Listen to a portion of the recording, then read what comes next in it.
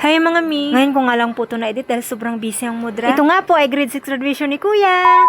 Noong March 31, 2026 nga, ay ginanap ang Santolan grade 6 graduation sa Pasig Elementary School Gym. Medyo malayo po siya pero okay lang dahil free rides naman. Handog ng ating barangay Santolan para sa mga estudyanteng gagraduate at sa mga magulang. Sobrang aga nga namin gumising ng anak ko para makapila din kami sa free ride. First come first serve kasi sayang naman ang chance, diba? Libre nga ni. Which is pabor sa ating mga gipiters na nanay. Pagdating nga namin doon, medyo mahaba na nga yung pila. At nagkakanda o gaga na kami sa kakahanap kung asan ang seksyon ng anak ko. Hindi na nga ni makita agad sa sobrang dami ng tao. Buti na lang itong anak ko nagmana sa akin, makapalang mukha magtanong. Kaya ayun, sa wakas, nakapila na at nakapoise. Naghanda na nga para rumampa. Yung anak ko nga, panayasaway sa akin, tigilan ko na daw yung pag-video. Lalaki nga ni, hindi mahilig umaura. Di ayaw nga ni, magpa-video na mukha niya. Pero pinilit ko dahil moment nga ni, minsan lang mangyari sa buhay. Ayan, malapit na nga po kami sa entrance, papasok. Pumasok na nga po kami at nagmarcha na sa gitna, papunta sa upuan ng anak ko. Ito nga yung first time ng marching ko dahil gagraduate yung panganay kong anak. Ito na nga yung pinakahihintay na araw na lahat ng nanay. Ang gagraduate ng elementary ang anak namin. Mas lalo na ako dahil nakitaan ko na nga ni, ng medyo katamaran ng konti yung anak ko, sus Mariosep Elementary pa lang. Kaya sa sobrang tuwa, walang kapagurang selfie. Moment nga ni, moment.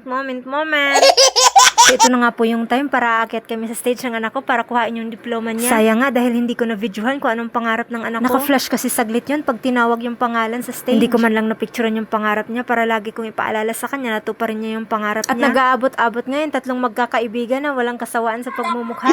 Ayaw, di ba? So, natapos na nga ang ganap, uwian na. Sa wakas ngayon, nakipag-selfie na tong anak ko sa akin. Meron palang free food pack para sa estudyante at mga nanay. Nalibre ulit galing barangay. Thank you, my Sobrang tuwa nga ng anak ko dahil hindi niya ini-expect na meron akong ibibigay sa kanya. Pasasalamat lang anak dahil gumraduate ka na ng elementary. Akala ko kasi talaga hindi ka makakatapos anak dahil lagi tayo nag-aaway. Medyo may katamaran kasi kundi pumasok tong anak ko, lalaki nga ni. Umuwi na nga po ang lahat at ito naiwan kami. Paano ba naman, dag-moment pa nga ni ang modra. Minsan nga lang makapunta dito. So time to say goodbye na nga para sa mga kaklase ng anak ko. Uuwi na nga kami dahil super init na. At halos kami na lang yung tao. So ito nga, dalawa kami ng kaibigan ko na halos kapitbahay. Gumraduate din kasi yung bunso niya na kaklase ng anak ko. So ayun, apat na kami naglalakad sa sobrang tirik na araw. Pero di bali, at least happy ang mga nanay. Dahil sa wakas, gumraduate na rin ng elementary life yung mga anak namin.